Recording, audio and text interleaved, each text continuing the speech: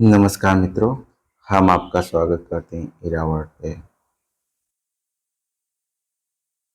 कहा जाता है कि समय कब बीत जाता है किसी को पता नहीं। आज वीडियो 2018 हुए पूरे 5 साल हो चुके हैं। बताइए, 5 साल हो चुके हैं आज 2023 में। जब आप इस समय सेलेक्ट हुए होते, आज आपके पास क्या ना होता, एक अच्छी सैलरी, एक अच्छे परिवार, हर चीज होता, पर आप पूरे 5 साल तक पीछे हो गए।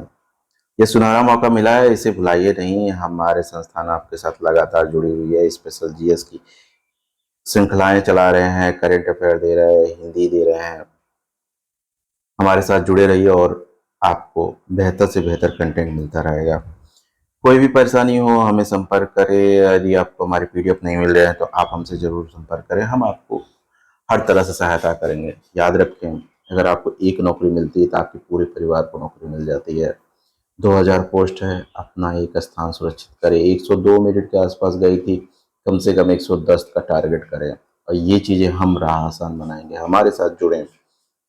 चलिए क्वेश्चन को शुरू करते हैं। पूछा गया है कि यदि आप यही मानचित्र के लिए अगर आप चलते हुए ट्रेन से कूद जाते हैं, थोड़ी देर तक उसी दिशा में चलते हैं, तो मैं पूछूं आपसे ये किस नियम पे है, तो आप क्या बताओगे? जड़त्व के नियम पे। आपके घर में है, आप देखते होंगे कि कोई वर्षा की बूंद अगर आप जमीन पर गिरी तो क्या होती है? गोला गोला गोला इस तरह होती है। मैं पूछूं आपसे तो आप क्या कहोगे? ये पृष्ठनाप होती है सर। क्वेश्चन पे चलते हैं। घर्षण बल के संदर्भ में सतही चिकनी होने पर घर्षण कम होता है, ये कथन बिल्कुल सही है। और सतही खुरदरी होने पर घर्षण ज्यादा होता है, ये एकदम बिल्कुल सही है। दोनों कथन सही है। पूछा गया कौन सा कथन सत्य नहीं है? रासायनिक ऊर्जा से वैद्युत ऊर्जा में बदलता तो विद्युतशील होता है। विद्युत ऊर्जा से प्रकाश और ऊष्मीय ऊर्जा में बदलता तो विद्युत बल्ब होता है। यांत्रिक ऊर्जा से वैद्युत ऊर्जा में बदलता है तो क्या मीटर होता है? नहीं दोस्तों, ये डायनेमो होता है, डायनेमोमीटर होता है। विद्युत ऊर्जा से यांत्रिक ऊर्जा में मीटर होता है। इसलिए हमारे तीसरे और चौथे कथन गलत हैं। ठीक है, व्याख्या भी उसी पे दी हुई है। बढ़ते हैं अगले क्वेश्चन की तरफ। यदि मान के चलिए आप हैं अपने घर में, कोई बर्फ का टुकड़ा, पानी यहाँ तक भरा होगा, तो जैसे ही बर्फ का टुकड़ा डालें, बर्फ अंदर जाएगा तो पानी का हल्का स्तर आपको दिखेगा नहीं, लेकिन थोड़ा सा चढ़ जाएगा। लेकिन जैसे जैसे गलेगा वो उसी स्थान पे आ जाएगा। तो क्वेश्चन आपसे पूछा गया है, कितनी बार आपसे क्वेश्चन पूछा गया है, तो इसका स्तर क्या होगा? तो आप बताएंगे सर इसका स्तर उतना ही होगा। हो सकता है ये क्वेश्चन आ गया और आपने सही कर दिया और आपका सिलेक्शन हो गया, तो इस बात को देखिएगा। बढ़ते हैं अगले क्वेश्चन की तरफ। यदि आपको अंतरिक्ष जाने का मौका मिले तो क्या आप उस पर खड़े हो सकते हैं? मतलब स्ट्रेट फॉरवर्ड नहीं हो सकते, क्योंकि भैया पृथ्वी पे गुरुत्वाकर्षण है, वहां पे गुरुत्वाकर्षण नहीं है। अगले क्वेश्चन की तरफ चलते हैं। पूछा गया कौन सा कथन सत्य नहीं है?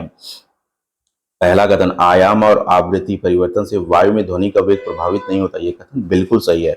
आर्द्रता बढ़ने से वायु में ध्वनि का वेग कम हो जाता है, ये कथन गलत है।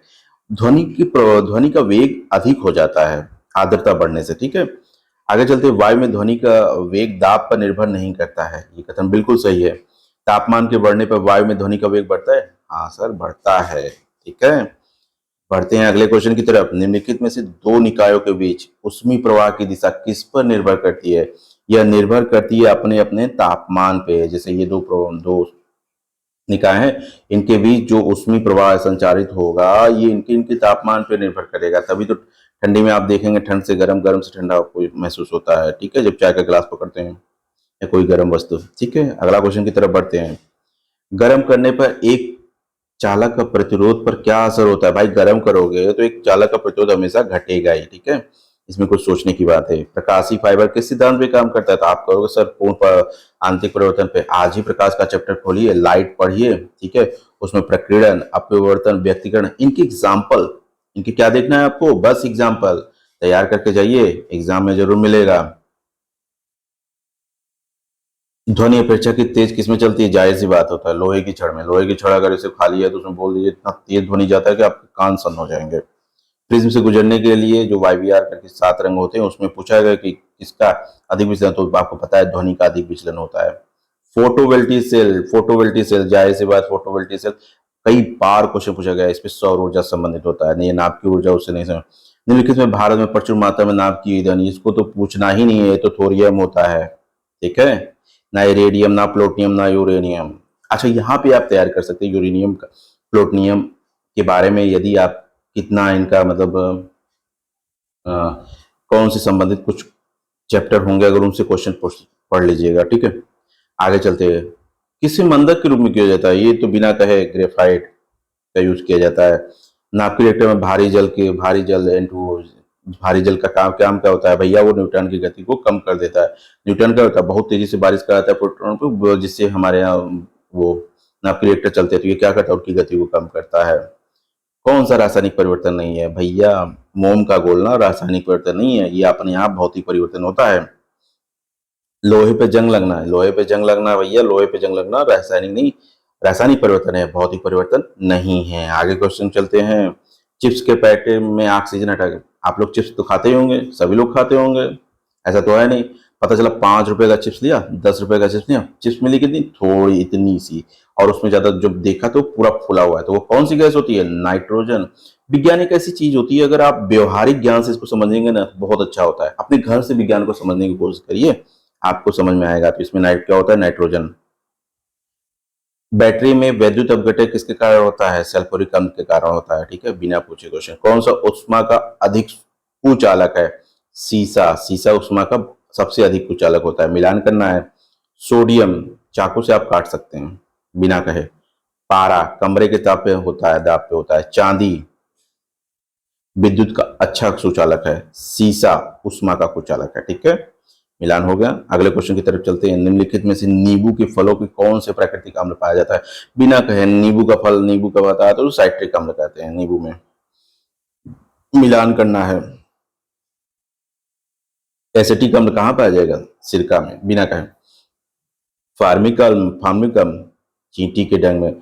कभी आप लोग को चींटी काटी होगी ना, तब आपको महसूस हुआ होगा, तो उस समय साइंस का इस्तेमाल करिए। वैसे जब काटता है तो ये पता थोड़ा चलता है कि कौन सा साइंस है, कौन सी कला है, ठीक है। आगे चलते हैं।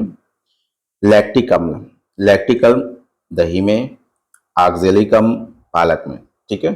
ये ऑक्जेलिक में, पालक में, सेब में, ये सब में मिलता है। आगे क्वेश्चन करता है। खाने वाला सोडा सोडियम बाइकार्बोनेट होता है, ठीक है। विद्युत की चालकता सर्वाधिक होती है। चांदी एक ऐसी धातु होती है जिसमें विद्युत की चालकता सर्वाधिक होती है। ये ऐसे प्रश्न है, वेरी इंपॉर्टेंट प्रश्न है, आप इनको याद करके रखिएगा। ऐसा ये ऐसे ही क्वेश्चन आएंगे, डायरेक्ट आपको लगाना होगा। पूछा गया कौन सा कथन सत्य है। भारी जल के, हमने बताया ना, परमाणु रिएक्टर में भारी जल, इसका उपयोग नाभिकीय रिएक्टर मंदक के रूप में होता है। ये कथन बिल्कुल सत्य है। जल के अणु में हाइड्रोजन के स्थान पर ड्यूटेरियम होने पर जल भारी हो जाता है, इसलिए से भारी जल कहते हैं। इसके दोनों कथन सत्य हैं, ठीक है। आगे अगले क्वेश्चन में कौन सा सत्य नहीं है, इसके बारे में, हाइड्रोजन गैस के बारे में। यह एक ज्वलनशील गैस है भैया, सही बात है। यह रंगहीन, गंधहीन, स्वादहीन गैस है, बिल्कुल सही है।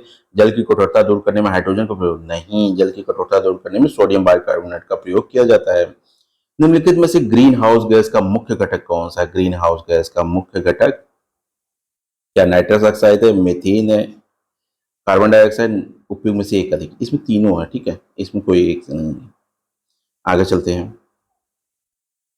मीथेन और कार्बन डाइऑक्साइड होते हैं, नहीं। Question number 1। प्राकृतिक पदार्थ में लोहा विद्यमान होता है। निम्नलिखित में से किसमें प्राकृतिक पदार्थ में मायोग्लोबिन में लोहा विद्यमान होता है। प्रश्न समाप्त हुआ। ये पीडीएफ और नोट्स आपको चाहिए, करंट अफेयर भी चाहिए, तो आप इस पे क्लिक करिए, आपको मिल जाएगा। वीडियो का बैच हम चला रहे हैं, इसमें हम 20 टेस्ट करवा रहे हैं, टॉपिक वाइज सब चीज़ें। इसमें फुल लेंथ टेस्ट भी है, टॉपिक वाइज भी टेस्ट है, कंप्यूटर का भी टेस्ट है। कोशिश करिए, अपने आप को तैयार रखिए। चलिए फिर से मिलते हैं। 5 साल के सफ़र को भूलिएगा नहीं, हम हमेशा लगातार हैं। किसी भी जानकारी के लिए आप हमें इस नंबर पर संपर्क करें, हम आपकी सहायता बिल्कुल करेंगे। धन्यवाद।